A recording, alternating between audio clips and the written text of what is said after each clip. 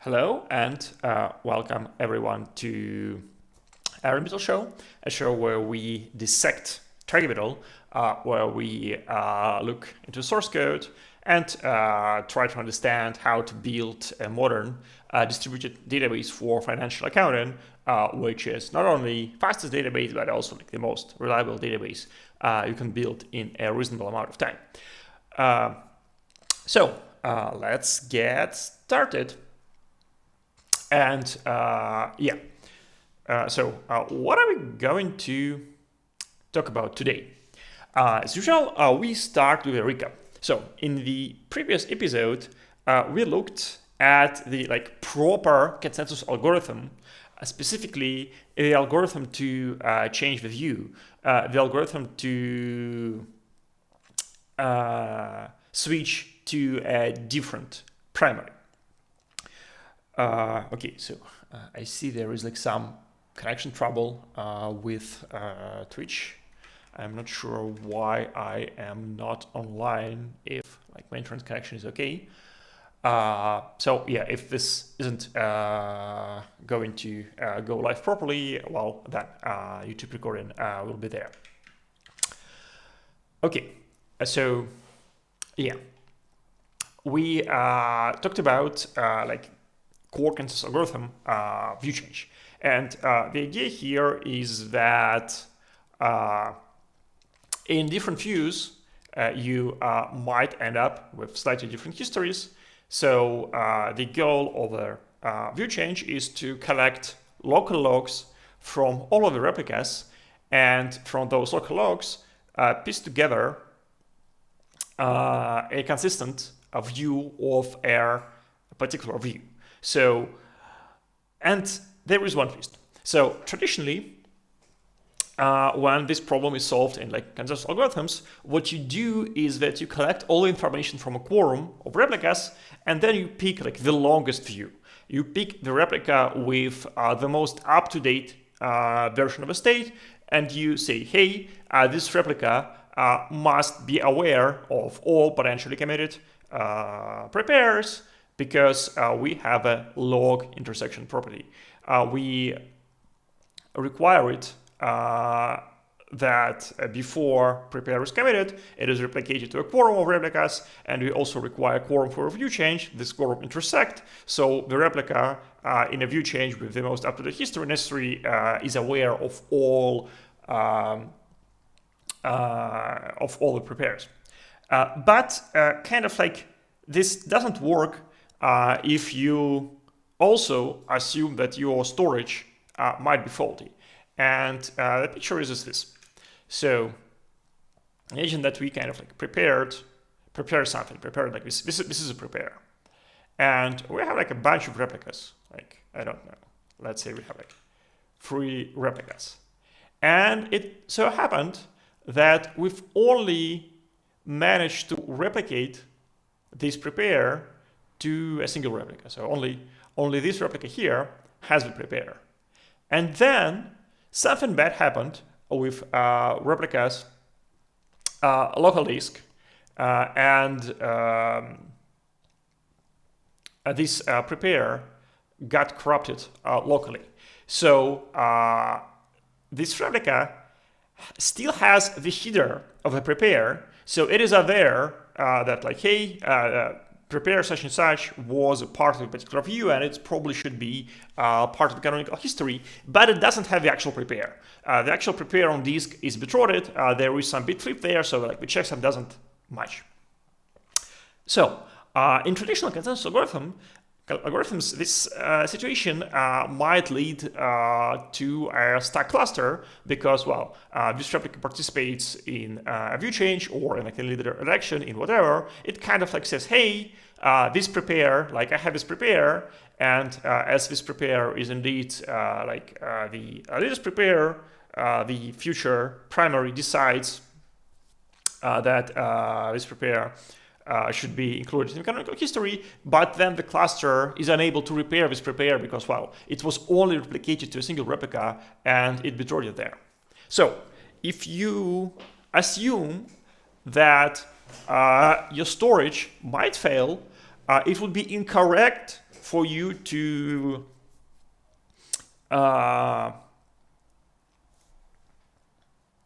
accept in a new view any prepare for which you have a single copy. It would be only correct to accept prepares which have sufficiently large amount of copies so that you can be sure that at least one replica has this prepare non-corrupted. That's why in the source code we also have this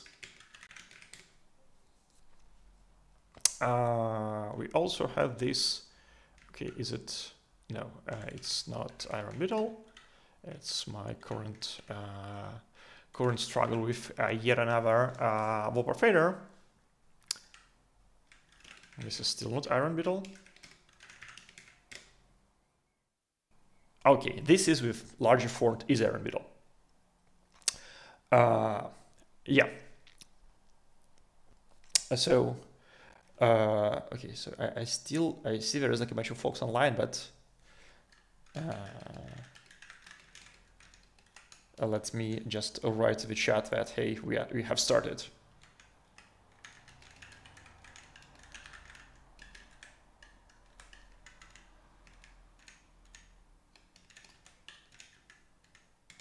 Because, yeah, I don't know.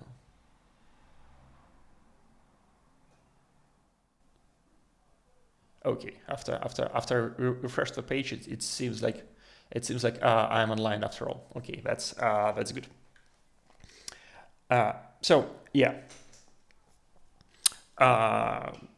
let's look at this NUC thing in the quorum headers when the future prospective primary looks at the set of the view change messages, at the set of messages from other replicas which contains replicas current headers. For each prospective header, the primary needs to decide whether it will include or not include this header in the view. And the logic is this: if the header might be committed, then it must be included. If the header is guaranteed to not be committed, it must not be included, because including it might violate the availability if the header turns out to be corrected. So in addition to just checking whether we have the header, future primary also counts the number of explicit NACs, explicit not acknowledgements of the header. And well, if we have enough of NACs to guarantee that there couldn't be a replication quorum, for the header, then the header is excluded. Okay, so that's kind of like a hand-wavy like mathematical algorithm which we discussed last time. Today, I want to kind of like plug this algorithm into the actual event loop of the replica. I want to just see how we actually trigger this code to happen. But before that, let me quickly cover one more mathematical aspect of our consensus. So if I was careful enough, I've never said that we replicate a prepare to a majority of replicas, or that we kind of like require majority of replicas to do something. I always said this word quorum. That is because you actually like the quorum is not necessarily majority. What you want from the quorum is the quorum intersection property, that like any two quorums intersect. But you might achieve that in a way which is different from a majority. For example, like here's like one way you can have like non-majority quorums.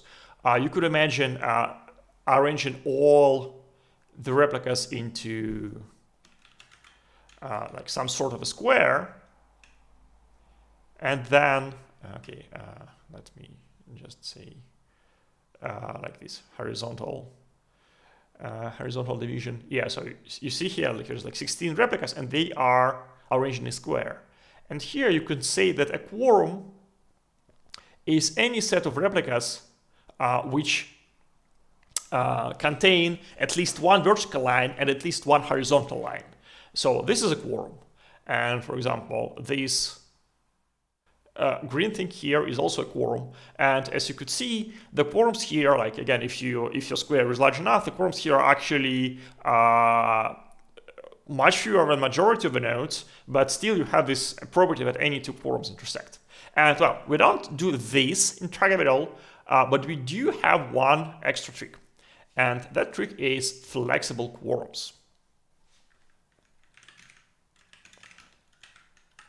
which is a beautiful paper by Honey Howard, which is like, I mean, like this paper is like basically like one sentence, and is like truly marvelous. But well, let me try to explain.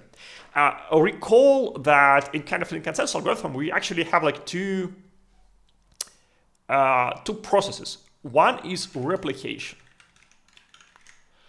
We replicate a prepare to a quorum of replicas to achieve a certain degree of durability. And then there is view change.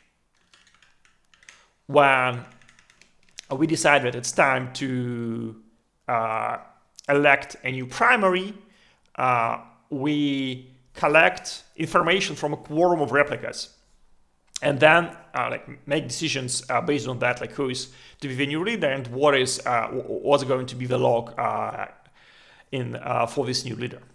So both for replication and for view change, you need quorum, and you need a replication quorum to always intersect with a view change quorum. Like you need this like quorum intersection property. Like in like if you formalize this, you would have like this property like hey, like for like any two quorums, then like there is going to be a machine which belongs like to two of them. But we never ever actually require that the two quorum sets are the same. You could use different quorum conditions for replication and for view change, as long as each replication quorum intersects each view change quorum. And this is actually helpful. So for trigonal, what does it mean? It means that in a typical deployment with 6 replicas, can I rotate this so that it looks better? Yeah. So in a typical deployment with, okay, I lost rotation anyway. Doesn't matter. No, I want to rotate this. How can I rotate this? Hey, well, anyway, let me just, oh, I know. I will do this. Okay, perfect. So in a typical deployment, we have 6 replicas. And we say that replication quorum is any 3 replicas. So this here is going to be a replication quorum.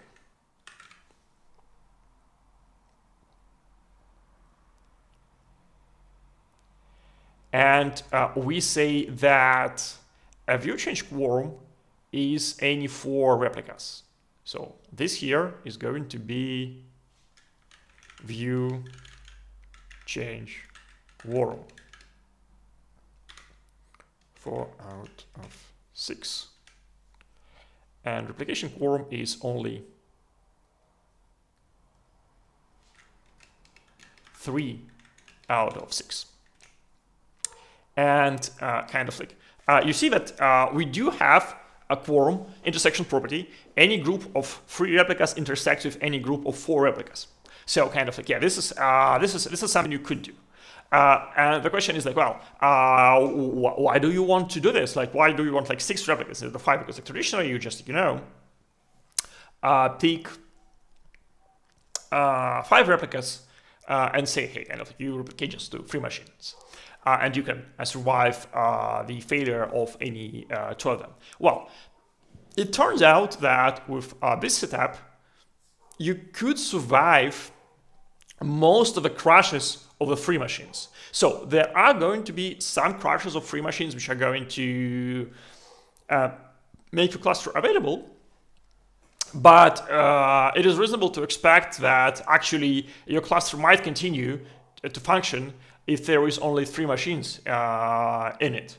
And you achieve that only with 6 replicas and not with 7 replicas. And 6 replicas is kind of like nice because you could then put any of these 2 machines on a different availability zone. So you could survive the loss of 1 availability zone.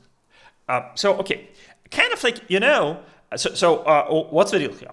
The deal here is that if you have cluster with at least 4 machines, then you can like you can function fully normally. You can do normal protocol, you can do replication, you can do view change. So okay, like 4 machines is like enough for fully functional cluster. Cluster of 3 out of 6 machines cannot view change, because for view change you need 4 machines. However, if this cluster of 3 machines contains the primary, then, well, it is available. It can process client requests. And kind of like one thing you might be thinking here is, well, kind of like, you survive if you only have like 3 out of 6 machines, and primary is one of the 3 surviving machines, but that feels kind of like, not really useful, because, well, kind of like if your 3 machines have died, then like probability that the primary was among those 3 dead machines is like 50%. So it doesn't actually add a lot of availability, but I argue it's actually quite helpful. Well, first of all, again, with like 6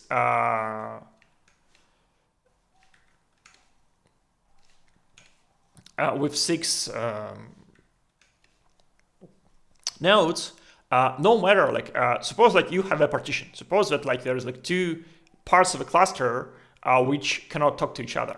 Well, if like there is like 2 versus 4 machines, then this bunch of 4 can view change.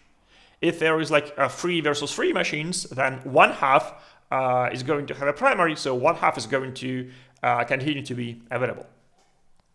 So kind of like, yeah, this helps us to survive partition. And then we have crashes. But for crashes, it is actually unlikely that simultaneously all the 3 machines are going to crash. So probably you're going to have like, some kind of like situation where like this first machine crashes, and then sometime later like this second machine crashes, and then like a third machine crashes. So actually, before this like critical crash of the fourth machine, what you're probably going to look at is that you're going to look at a picture where you have like four machines functioning, where one of those four machines is actually a primary. And then if among these four machines, like another one crashes, well, as long as this is not a primary, we are actually okay. So, for example, if we kill this one, that's going to be okay because, well, the primary is still here. We still have a replication quorum of 3 nodes, so it works out. The only kind of like trouble is that the next crashing machine is going to be the primary one, but we have like 4 machines online, so the probability that like the primary is going to crash next is like only like 1/4. So it is actually indeed quite a bit more helpful than what it seems. So yeah, we do use this flexible quorum thing. There is in the SR module there is like this quorums function which returns for a given replica count how many replication we like, what is the replication quorum, what is view change quorum, what is like the NAC quorum for truncating views, and so on and so forth. So this does use this flexible quorum construction by Haley Howard. Okay, so that's kind of like one part of what I was going to talk about, flexible quorums. Let's actually now look at how we trigger this like view change thing. So the core thing here is this view jump function. Whenever we receive any message, so it might be prepare, do view change, start view, commit, ping pong, whatever, before we dispatch the type specific handler for this message, we call this jump view function. And this jump view function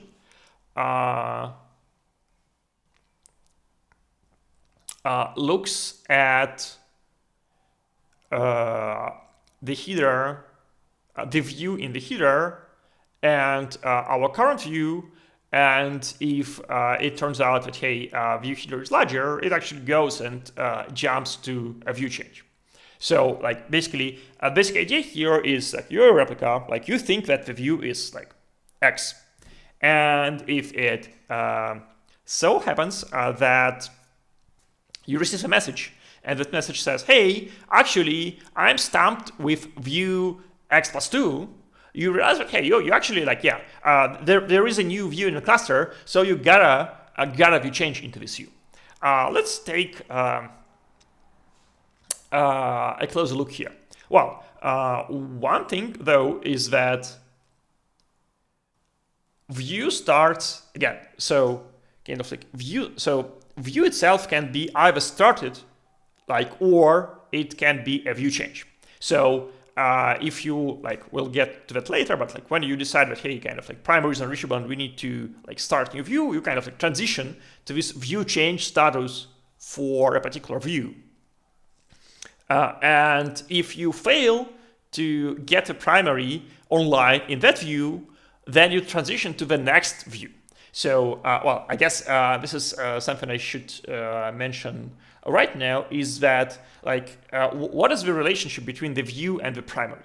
This relationship is completely deterministic. There is a function called primary index, which says that, hey, the primary for a particular view is just a replica whose ID is view modulo total amount of replicas. So unlike Raft in VSR, in the consensus algorithm that Target uses, primary election is like, there is no election. It is deterministic who is to become a primary in a particular view, and that is just view modulo replica count. So the way this works is that, say you are like in a view 10 and you try to start a view, but the primary the replica who would be primary for view 10 for some reason is unreachable. Then you go to view 11 and you try to start view 11. And then if primary for 11 is also not available, then you go to 12 and so on and so forth. So you like round robin the views. So while you are trying to start a view, like you're like in a view change status, once the view started, there is a primary there, and the primary submits, prepares, and commits. The view is in normal. So in this jump view function, we actually try to figure out what is like whether like this new view has started. So for example, if we get a prepare or a commit message, then we know that hey, the view is normal, the view is functioning correctly, and the primary is sending us new commands. New commands might be either prepare, which means that we need to append a new entry to our write-ahead log, or it might be commit, which is sort of like a heartbeat message where the primary says, hey, I'm alive, there are no new prepares, but still, like I'm functioning normally, I'm able to communicate with you, and by the way, we have committed up to this op number. So that is the case where we kind of like switch to normal view. If you see start to change and the view change message, then chances are the view hasn't started yet. So the replicas are still trying to collect this quorum of replicas, to collect quorum of do view change messages to let the primary figure out which messages survive in the new view. So we are going to switch to view change. Okay, and then start view is like handled. Start view is kind of like the message which primary sends to declare that the view has started. It has like the set of canonical headers which backups should just install for their view. And truncate everything which doesn't match start view. So we like handle this like completely separately in on start view. So anyway, kind of like this is like what we want to, what is the status of this new view. Then we look at like our current status. And okay, if our current status is normal, like we are processing transactions, and if we switch to normal, well, and this is like the same view one. Well, nothing to be done there. Like it's okay. Like it's the same view.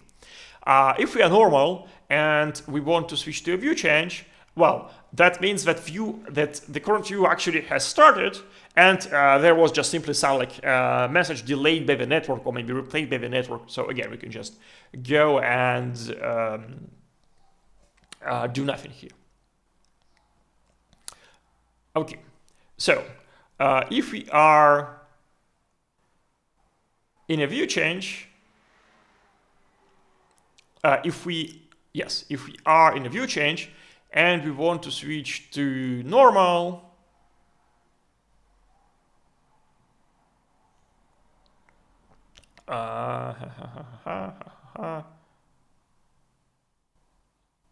okay, this is actually interesting. So I'm not entirely sure that this is fully applicable still, but we'll get to it later. Okay, so kind of like if we want to switch from view change to normal, we actually do nothing. If we want to switch from view change to view change and the view is the same, again we just return. And well, yeah, okay, this is something I was like obviously missing. Of course, if the view is smaller, the message view is smaller than our current view, we could just like completely ignore this. This is not needed. So we kind of like, we know that the message view is either the same as our view or it is higher. Okay, recurring head is like extra special state which we'll discover later. Discuss later. Okay. So what is like the actual switching logic here? So this is just some yeah. So if we want switch to normal, then so we know that the new view has started. Like we obviously do some bunch of login, but the core thing we do is that we request start view from the primary. So this is this situation. you're a replica, and you realize that, hey, actually you are in view 10, but view 20 exists. And not only it exists, it seems like replicas in view 20 are successfully like committing stuff. So you know that view 20 has started. So at this point, you go and say to the primary for this new view, so like this, we are sending message to the primary for the new view, and you say to this primary, hey primary, please send me the latest headers from your current view, because I'm behind and I want to catch up. And the primary sends us those headers, and this might actually cause us to truncate some of our local headers, because we might realize that, hey, some stuff we have in a local journal hasn't actually survived into this next view. Okay, and this is actually the interesting bit. So we realize that, hey, there is like this new view, so we need to, and the view hasn't yet started yet, so we go to transition ourselves to this view change status, and we are going to start sending those DVC messages which contain our headers, which the primary will use to knock or select the view head. Okay, so this kind of like, well, the basic idea is, hey, kind of like if you see message with the higher view, you try to switch to this view. And how you actually kind of like initiate this. So like suppose your primary has died, and like everyone is view 10, and they like somehow need to like switch to view 11.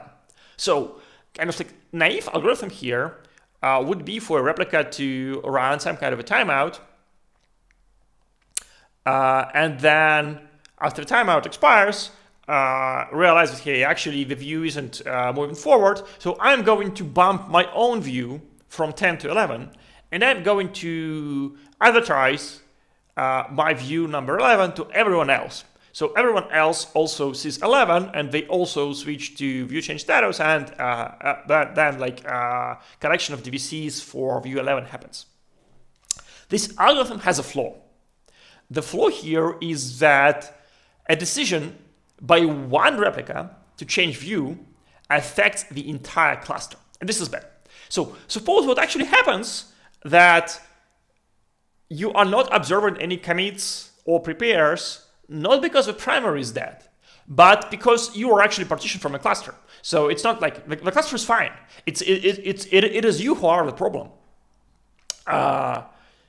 But this actually is okay. Okay, it's like kind of if you're completely partitioned from a cluster, if you cannot neither receive nor send messages, then this is fine, because well, you locally will bump your view, and then nothing will happen, because those folks will not hear you, and they will continue happily in their older view.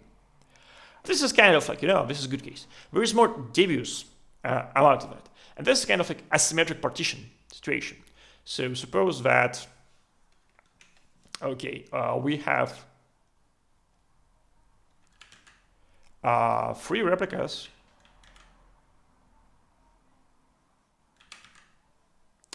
and these two can talk to each other just fine, and they form a quorum, and they can be like a fully available cluster. But then this replica here only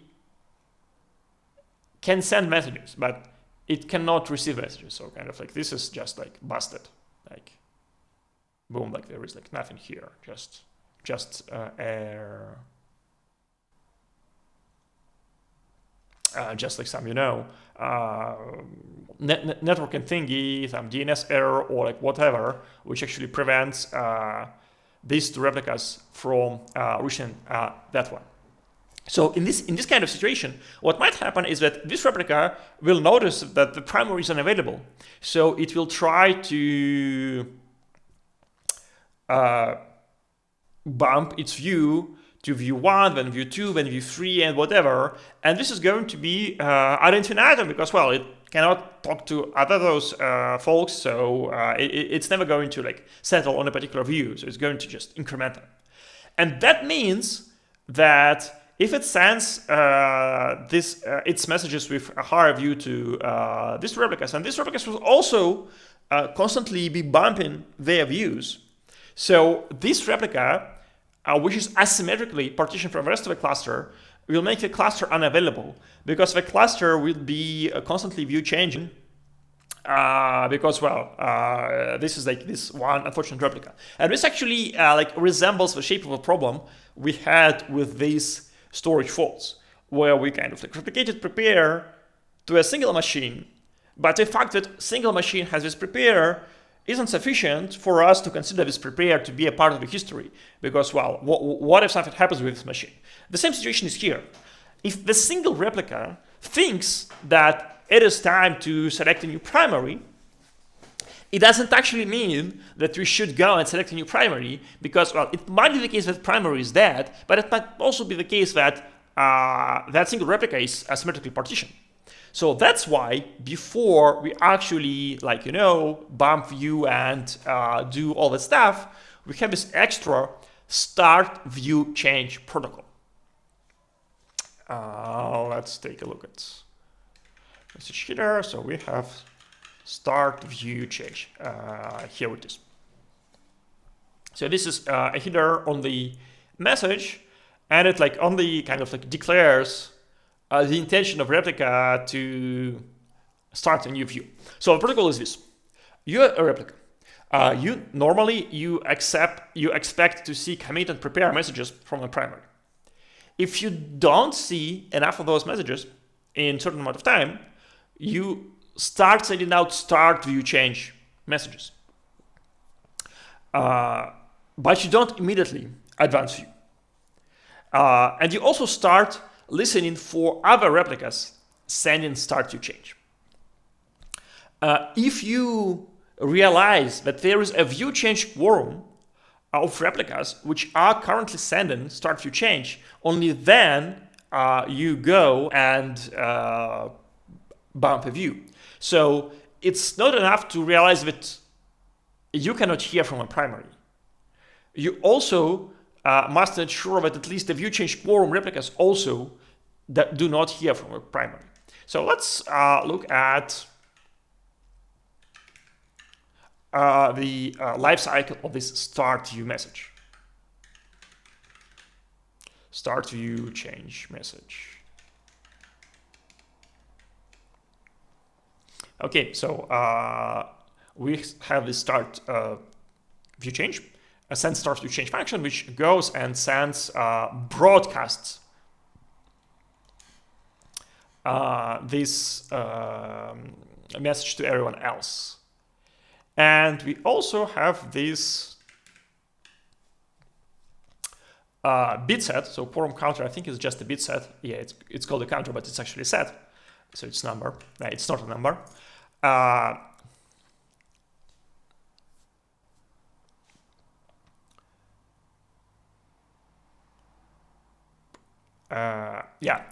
Which like we have like this bit set which tracks which replicas from which replicas we have received this message. And kind of like to keep things simple, we actually kind of like don't treat us separately from any other replica. So if we realize that, hey, we need to send start view change, we send it to everyone, including ourselves. So if we don't have this bit set for us, we like send it to itself. If you look at this send header to replica code, there should be some special handling for sending to ourselves.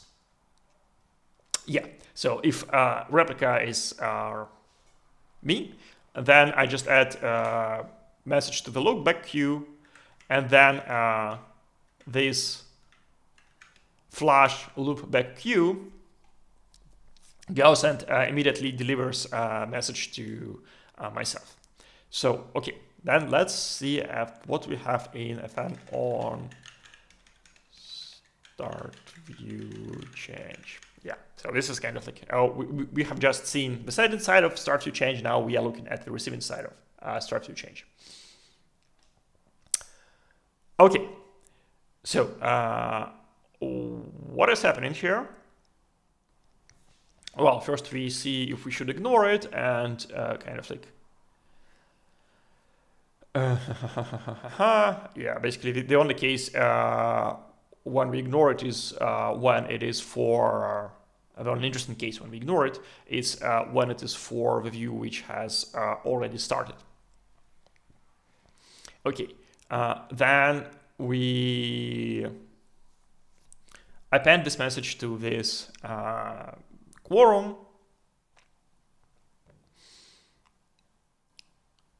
And if we have reached the threshold, then we transition ourselves to view +1, and then we'll start in sending DVC messages, and that will cause everyone else to transition. So that is actually kind of like a nifty thing here.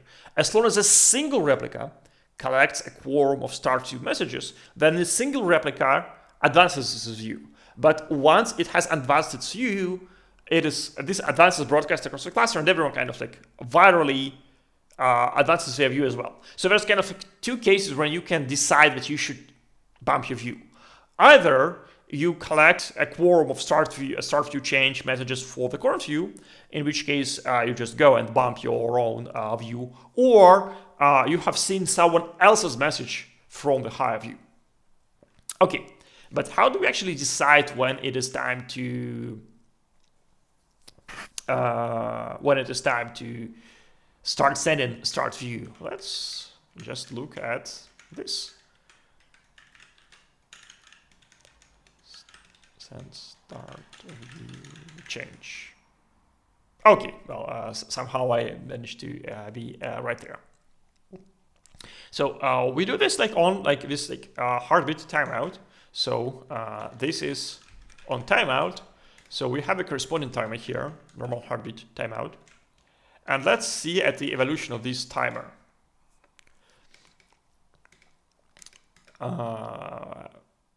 So yeah, on the onCommit function, onCommit, when we receive a commit message from a primary,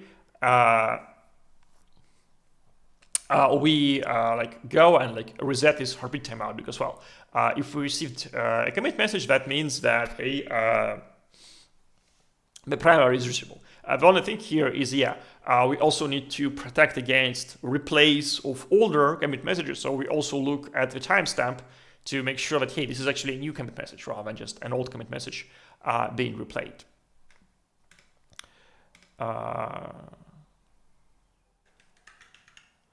Similarly, there should be, oh, interesting, actually, interesting. So this is,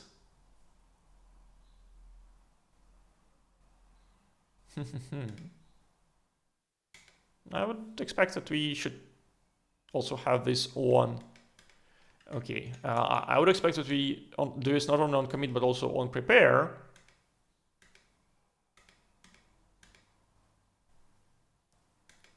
Which is a little bit surprising.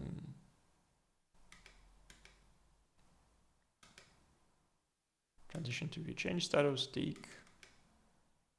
Reset on commit. Okay, on normal heartbeat timeout, we also reset. Transition to normal from recovering status. Transition to normal.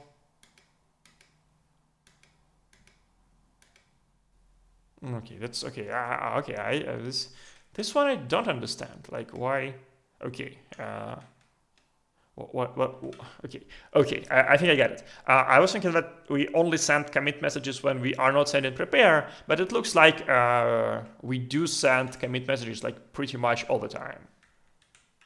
Let's look at this. Commit. On message commit timeout. Yeah, right. So we sent and primary sends commit messages on like this timeout, and this timeout is like pretty much always ticking. So let's also look. Yeah, so kind of like this commit message timeout has like duration, like the, how do we call it? Like not the amplitude, like frequency. Frequency of like, well, it is amplitude of like 50 milliseconds, and this normal heartbeat timeout is well, not 50 milliseconds, 50 ticks. And the normal heartbeat timeout is like 500 ticks. So kind of like if we missed 10 commit heartbeats, then probably primary is unreachable, and we should start the process of selecting the new. Well, we should start with like start view protocol, because again, maybe it's us who is actually unreachable, not the primary. Okay, so that's kind of like how we decide that we need to change something. We need to change how they say it in one famous Russian song. Мы хотим перемен. We want changes. Okay, so what we do there when we actually decide that, hey, it's time to change something. Well, this is the transition function. Transition to view change. So this is kind of like the function where we make a judgment call that, hey, actually our view is not working anymore. We will no longer participate in this view, and we would rather participate in higher view. So okay.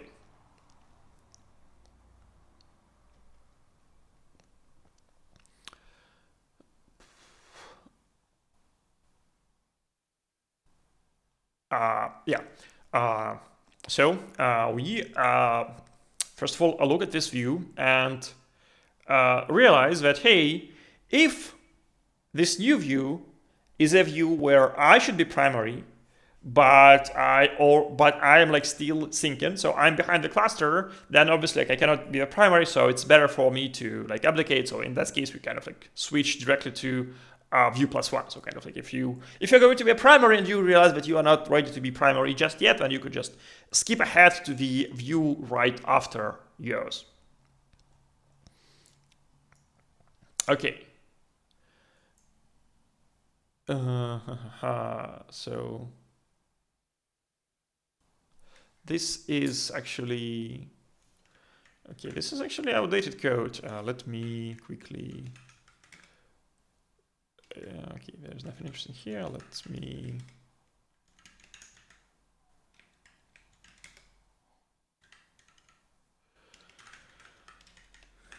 me refresh this to the new logic, because it is probably even like it's slightly more complicated but slightly simpler to explain.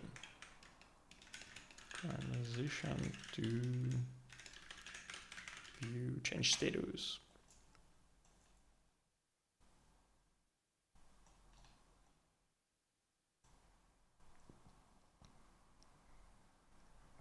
Yeah.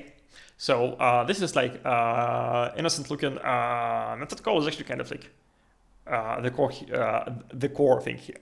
So remember, when we are transitioning to view change, your next task is going to be to send the view change message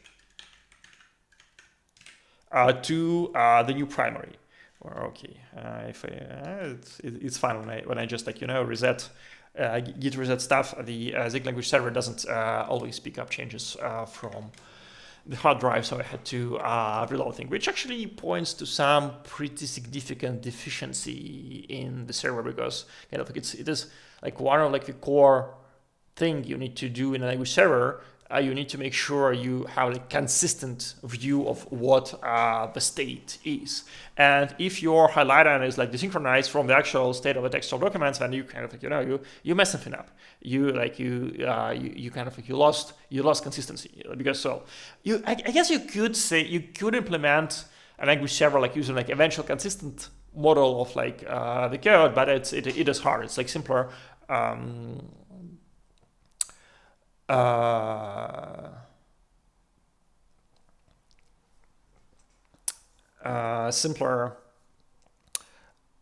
Simpler to have like fully consistent model. Yeah, okay, it seems.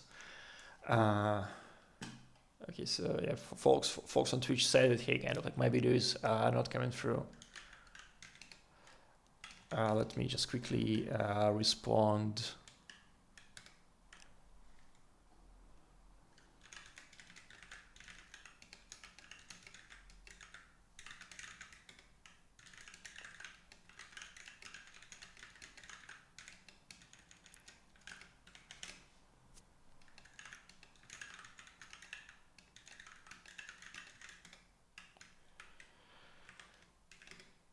Well, yeah, kind of like, I can ping 888, so it's probably a problem not on my side, but on the Twitch side. Okay, so I just going to stop streaming, but I will continue recording this stuff.